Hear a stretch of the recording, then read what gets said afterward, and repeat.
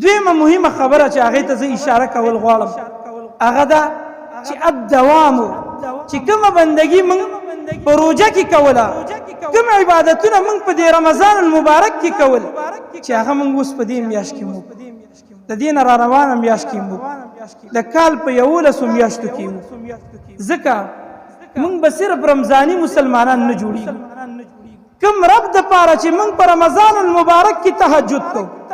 دا یاد وساتئ چې هغه رب العالمین وسم ژوندی دی او وسم شته دی د کوم رب العالمین د خاطره چې ما او تا رجوع کې قرآن کریم راخستل هغه عظیم رب زمونږ او ستاسو وسم موږ له حقه شانتې اجر راکوي چې د کوم رب د خاطره ما او تا په رجوع کې روژې نیولې هغه رب وسم ژوندی دی هغه موږ له وسم په نوافلو روژو باندې اجر راکوي چې د کوم رب د پاره ما او تا په روژو کې دا مساجد آبادول هغه رب العالمین وسم ژوندی دی او موږ یې چې کوم رب د پاره په روژو کې کوم عمل کړی دی د هغه رب د پاره وسم د دې د وجه نه الله رب العالمین ته هر هغه عمل ډیر خوښ دی چې هغه دوام لري د الله رسول فرمای احب الاعمال الى الله په عملونو کې الله ته خوښه عمل بهترین عمل چې الله هغه عمل ډیر خوښي هغه عمل دی ادومها چې هغه د همیش د پاره وشي نه دا چې د یو ورځ د پاره نه دا چې د یو هفتې د پاره نه دا چې د 10 ورځو د پاره نه دا چې د یو میاشت د پاره کوم عمل ادومها چې د همیش د پاره وان قل اگر کلګ ولي مې ته ډیر عمل وکړه په یو ورځ خو الله رب العالمین ستا هغه ډیر عمل نه خوښي خو هغه عمل لږ وکړه هر ورځ یې کوه الله رب العالمین ته هغه لږ عمل خوښ دی د دې د وجه نه چې تیاره ورځ نو د دې د وجه نه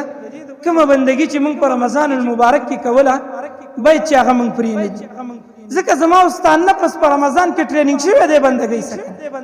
الله رب العالمین موږ له تربیت راکړی دی په دې روژو کې نو اوس هم باید چې موږ دا مساجد آباد وساتو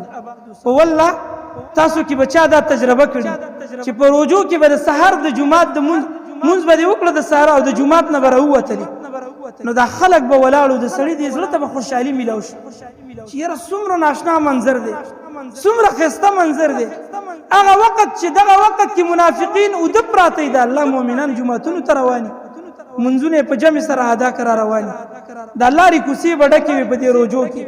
دا خلک به داسې د قافلو په شکل کې روانو ډېر خوند به کوو او که په دې موسم کې راووتلې اوس او دا لارې دې وکتلې